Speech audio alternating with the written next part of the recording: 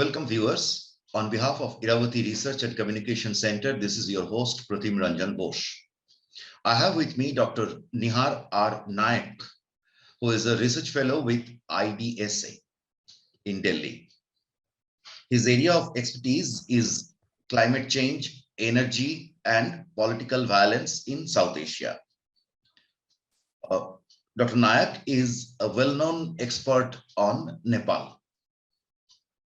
With that, we will today discuss on the Nepal election scheduled on November 20 and its importance in bringing growth and stability to the region. As you may be aware that Nepal is really under political instability for quite some time. The political instability is reflected in below potential economic growth. Dr. Nayak, the first question. If you kindly, for the benefit of viewers, if you kindly give us a brief background of Nepal's political instability and an introduction to the parliamentary structure they have and the parties and leaders which are in race for 2022 election. Over to you. Thank you, Pratim sir, for giving me an opportunity. I think this is a very interesting debate because India's closest neighbor is going to have its second parliamentary elections on November 20. The question is very interesting. If when we come to that political situation in Nepal, often we relate to that of the basically instability. I mean, I'll start my remarks and observation on Nepal by a statement. By the instability is the stability in Nepal. Political instability is the stability in Nepal. That itself says that Nepal in its 70 years of 75 years of political journey, you can start from the political journey, you can minus that Shah and Rana regime pre-1950, before that period. Since 1950, the 70 years of political journey, you can say that Nepal has never been a very stable political phase during this period. Initially, in 1950, they had adopted a multi-party democracy. I mean, that democratic that experiment was not very successful, and it was India played a very clear key role in that. And obviously, some stakeholders like the royalists and others, they are very critical of India for basically advising Nepal to have a twin pillar theory or two political system like monarchical system and democratic political parties. That experiment somehow didn't work out, and the King Mahendra went for a panchayat system and in 1960s. 1990, they experimented for the first time the multi-party democracy. Again, that experiment didn't work out because after 6 years of that experiment, the country went into the Maoist insurgency. And the insurgency continued for 10 years. Obviously, there are many prime ministers were appointed by then king.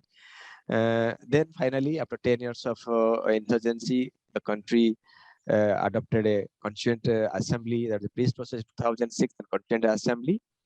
Then it took roughly roughly 7 years to adopt a new constitution. Finally, they got a new constitution in September 2015. And in the 70 years, interestingly, if you'll see that, they have a 40 prime ministers. So roughly, you can say that almost every 2.5 years, they have got prime minister has been changed in Nepal political history. So that itself on an average, two prime ministers one prime minister for at maximum 2 years. 2 years, yeah. If you average, if it's like that, so it reflects the kind of political situation they have. But with this background, there was a big hope. The common people, they are very much frustrated with the kind of the political system they had, and they are expecting there would be a good governance system. So that's why they went for a new constitution 2015. There are 2 mandates before the new constitution. Major 2 mandates. There are obviously other mandates are there in the constitution, but 2 major mandates are basically political stability and good governance. And second was the inclusiveness. And if it is the 2 mandates, none of these two mandates has been so far in very much achieved in the last 5 years. I mean, the 5 years. I mean, the first parliamentary election was conducted in 2017, and that first government, the outgoing government, the parliament is going to be dissolved after once the new government will be formed, and the upcoming election is the second parliamentary and provincial elections in Nepal.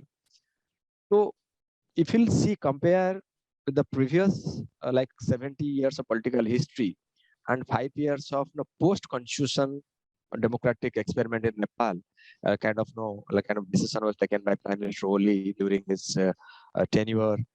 Then one can clearly, we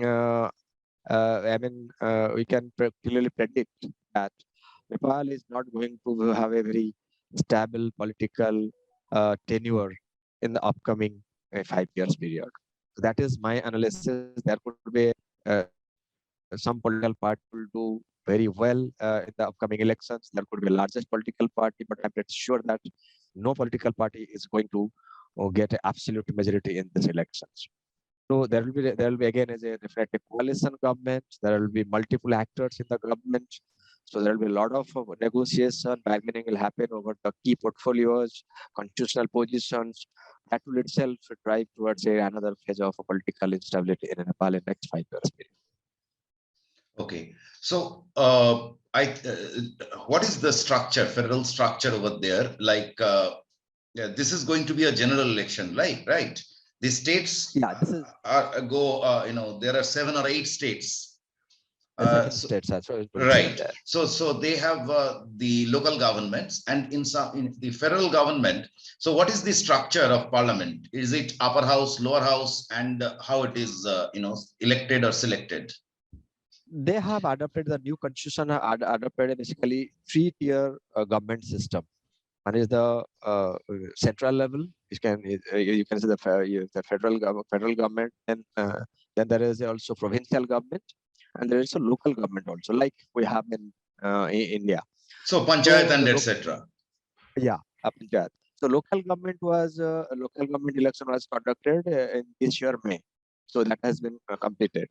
So this election will be electing members of parliament and also members for the provincial assemblies. So that is the mandate of this election. There are the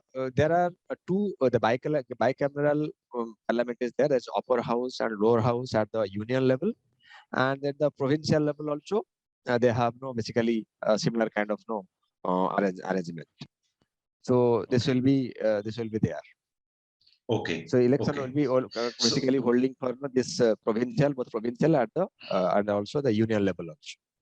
Right. So it's the elected members of provinces or states and the central level, federal level. So they elect the upper house, like as in India. No, upper house election is different. This election is only for the lower house, like we have a Lok Sabha elections in India. So this is only for the lower house of the parliament, not for the upper house. Upper house, there is a different format. Separate election arrangement will be there, upper house. Right. I was just wondering, they have 275, I think 275 MPs will be elected. Yeah, member of parliament will be elected, 275. Right. Member of so parliament. It's if we look at the population and compare with Bangladesh, then the MPs are on the higher side. Is it because of the geography or something? Oh, initially, basically, there's some amendments have been happened regarding this basically distribution of constituencies. They have gone basically both in terms of basically geography plus demographic basis also. Because if you'll see in Nepal, the upper hill region or the mountainous region, the demographic population level is very sparse. So that's why they go by the basically geographical region. The member of parliament will elect based on the geographic. The constituencies are decided based on the geography. But it will come the Tarai region where the population is very dense. So there they have gone by the population wise. The constituency has been decided based on the population wise. So two models have been modeled, and to electing this member of parliament 275. they have adopted two electoral systems. One is basically 165 seats will be basically elected by first past the post system. Like not directly, they'll be elected directly by the people of Nepal. And there is a proportional representation system also there. The people also, basically to accommodate the minorities, Janajatis, and the marginalized groups in the constitution and as per the constitution the provisions. So they have to accommodate all those minorities in the constitution by based on the process of proportional representation system. So that's Okay. why the 275 seats will be divided. 165 first past the post system directly it will be elected, and another 110 by under proportional representation. And this will Right. apply in case of both provincial level and also federal level. Right. I think primarily there are three political parties in race. One is, Mr. KP Oli's party, and then I forget the name, the National Congress, Yes, and Nepali Congress, the Maoist Center, Maoists. Maoist Center. Maoists. That's called Maoist Center, headed by Prachanda. Right. So these three are in race, and you already said that instability is the stability in Nepal. So if you kindly tell me how was the seat share between these three forces in the last election, and how would it be? How do you expect it to be in this election? There are, if you see the Nepal's current political party system, there are 116 registered political parties at this moment with the Election Commission of Nepal. 116. At the But federal level? no, overall in the entire country, there are Okay. 116 registered political parties. But there is Okay. another provision in the constitution that uh, just before the elections, whether it's the local body elections or the federal elections or the provincial elections, the political parties will again re-register to basically showing their willingness to contest the elections. So Okay. in this election, this time, around roughly 65 political parties have shown their interest or they have registered to contest the elections. So it is Okay. not only three political parties. Obviously, political parties are major political parties. Apart from that, there are other smaller political parties are also there. And in the local body elections, there are around, I think, 70 plus political parties registered to contest the local body elections this year. Okay.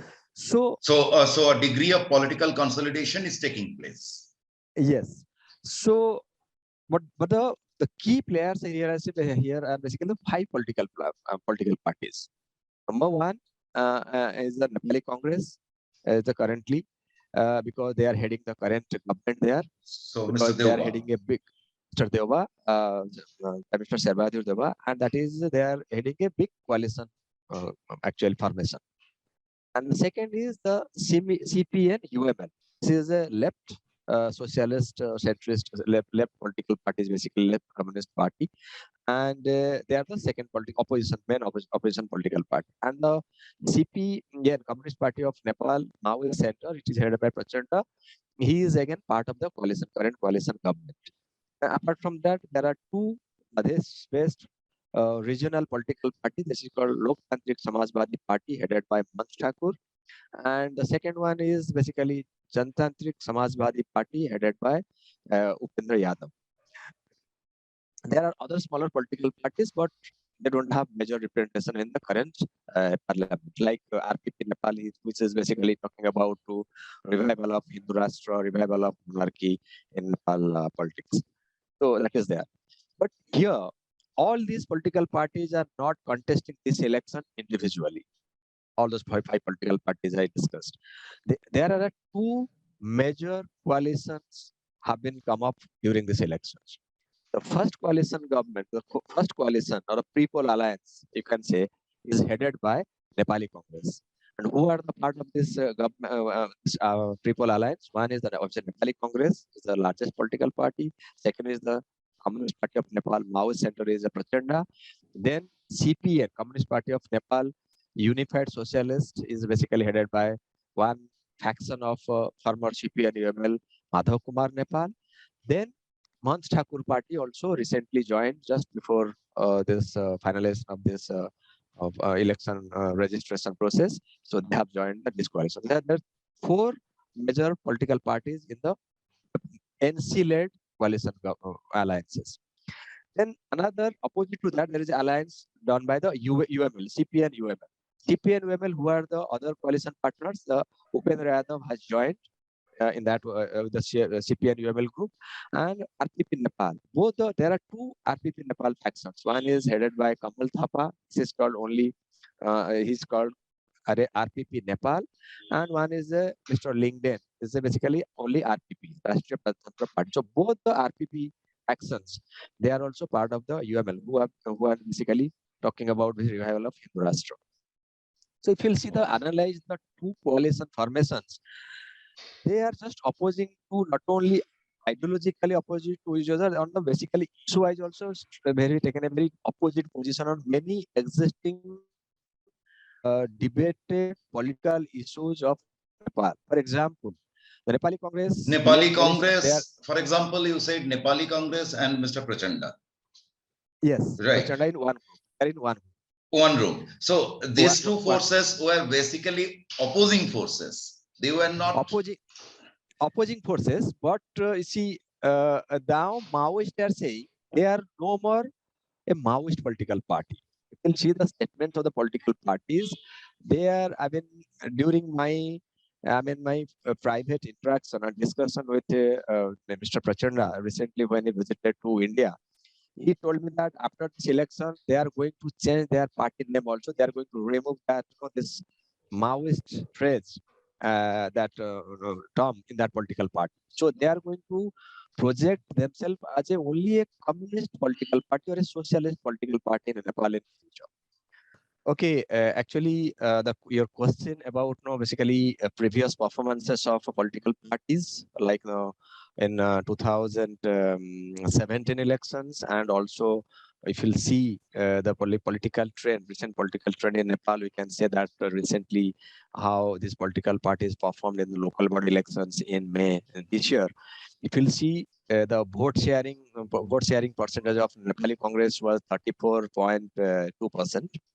and UML was 33%, and Maoist Center was 13%, and UML US, that is which is headed by Madhav Kumar Nepal, was only 3%, and two Madhesi parties only, that Janata Samajwadi Party, which is headed by Upendra Yadav, they scored around 5%, and Manch Thakur was less than 1%. So if you analyze this trend, the local body elections trend, the Nepali Congress. This is local body election trend, which has just concluded. Concluded in May this year. So that if the trend, if you go by the current, this last trend, that means the Nepali Congress and UML will be very, basically, the